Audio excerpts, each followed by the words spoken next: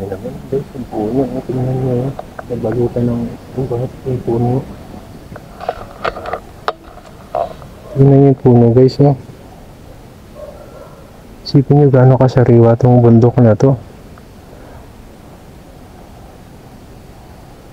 Yan. Napakaganda ng bundok Banahaw talaga. Nasa paanan pa lang ako guys, ha.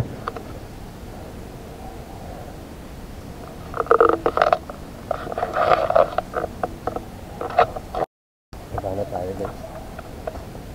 Punta tayo sa iba pang pwesto. Dito sa bundok Banahaw.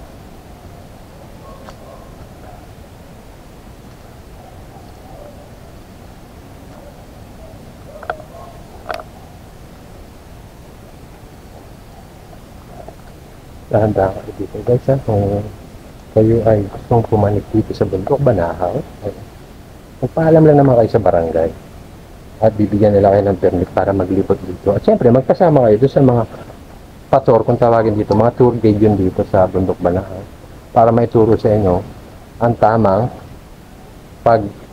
pagtitirik ng kandila, ano ba ang gagawin pag nandito sa ganitong lugar. Yun, ituturo sa inyo yun ng mga tour guide dito guys, kasi para may respeto rin natin yung kaugalian na meron dito sa bundok Banahaw.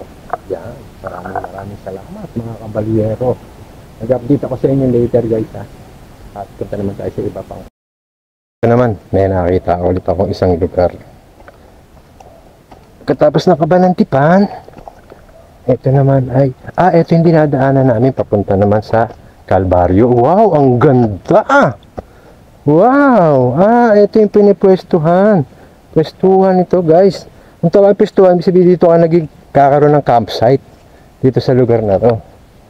Yan o, tingnan nyo naman guys. Napakaganda, napakasariwa ng lugar. Tingnan nyo naman.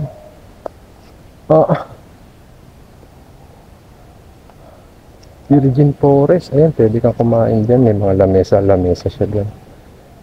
Ito sa bundok.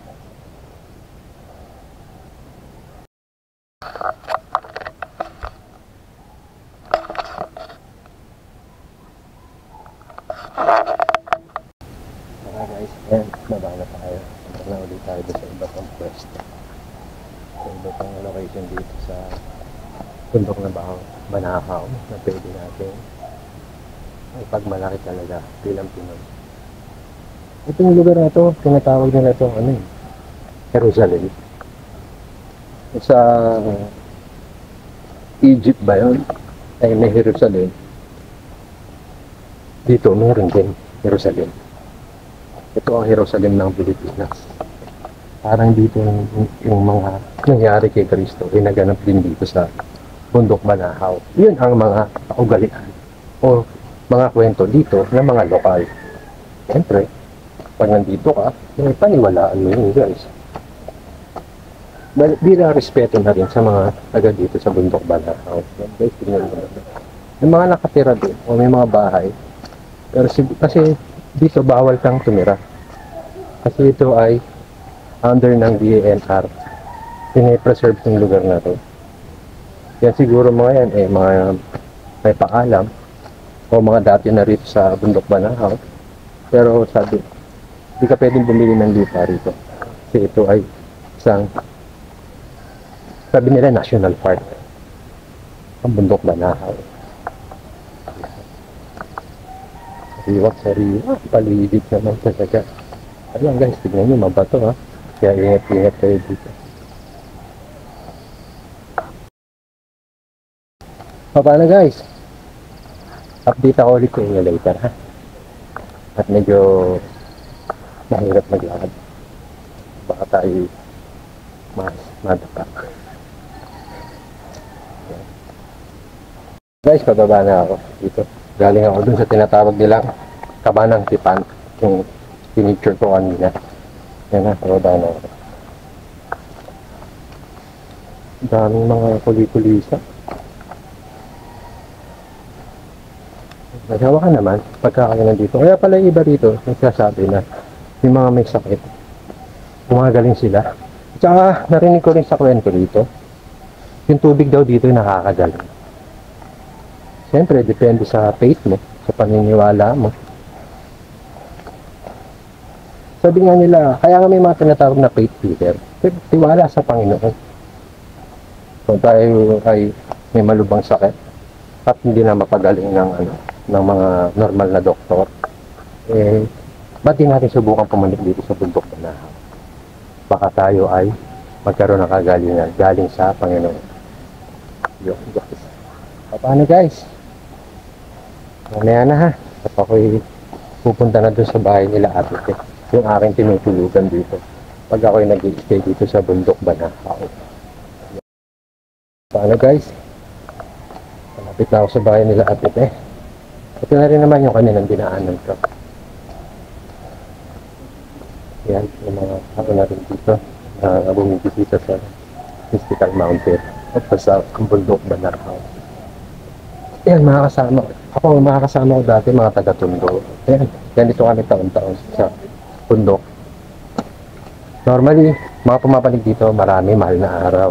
Pero hindi ako sumasabay doon kasi parang nawawala yung pagkasolim ng lugar. Hindi ka makapagdasal na maayos. Kaya ito, pumapanig ako dito, mga normal days. Yan ito, tulad nga yung araw na to. Huwebes, Biyernes, Sabado. Yung Sabado nga, bihira ako pumanik kasi nga, masyado maraming tao na.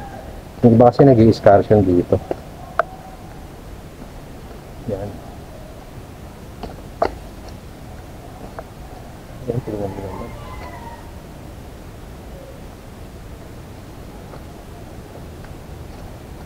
O paano mga kabalyero o kabalyera?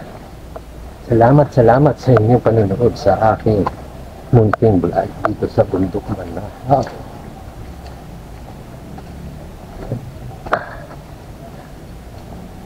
See you ulit guys ha. Update na naman ako later.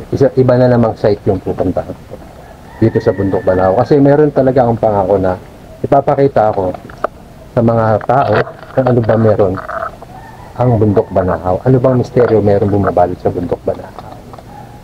Salamat mga kabalyero. Mabuhay. Hello mga kabalyero. Andito naman ako. May pupuntahan na naman tayong bago.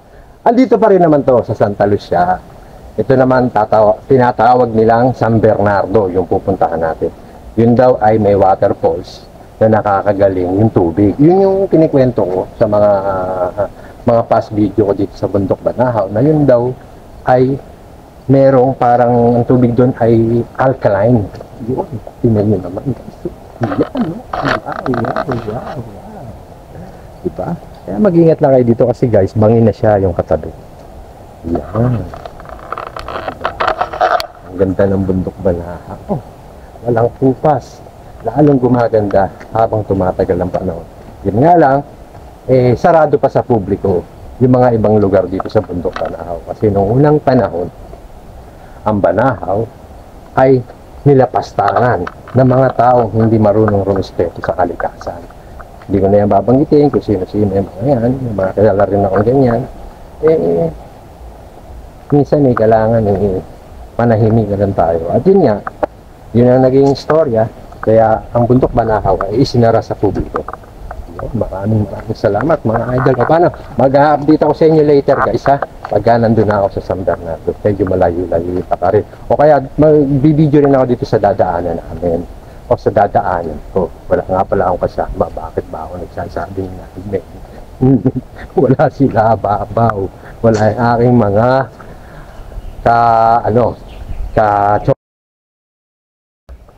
Ayan guys, papunta na ako ng San Bernardo. Yan guys, tignan nyo naman, may horsey. O diba? Dito, mga original na kabalyero. Yan, kitang-kita dito yung San Cristobal, Yan, San Cristobal na yan, guys. May istorya din yan. Kung napanood nyo yung mga una kong video, andyan, ayan ay tinatawag na Devil's Mountain. Ayan, guys, may horsey, Ayan, tingnan nyo. Hello. Ayan, tingnan nyo, nagkalat ang kabayo dito sa daanan. Ang pupunta ako ngayon guys ay yung tinatawag na San Bernardo. Yan. Kaya lang, sabi ko nga, tulad ng mga sinasabi ko, wala akong kasama. Kapain na lang natin kung saan papunta. Yan guys, tignan nyo naman. Napakaganda ng San Cristobal. Nakakatoksong pumunta, di ba? Yan, pero yan daw ay tinaguri ang Devil's Mountain. Ayan guys. Yan ang San Cristobal. Tingnan nyo guys, ang daming kabayo dito. Kung ako'y kabalyero, dito makikita mo talaga yung mga tutoong kabalyero, mga lokal na kabalyero ng bundok Banahaw. Ayan guys. O tara nga guys, lakbayin natin yung papuntang San Bernardo. Ito ang daanan papuntang San Bernardo.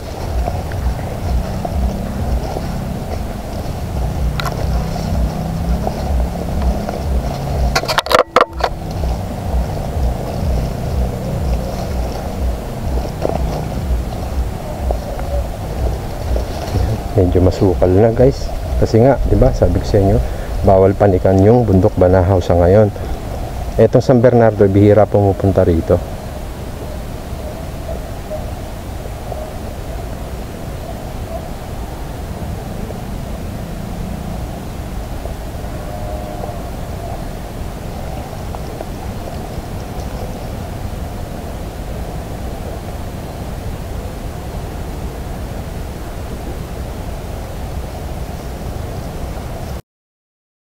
Guys, oh, may mga kabayo talaga. Ayun, para mag-asawang kabayo to, yung puti. Yung puting kabayo guys, oh. Kasi ito, ang ganda. Sariwa, sariwa ang bundok Banahaw.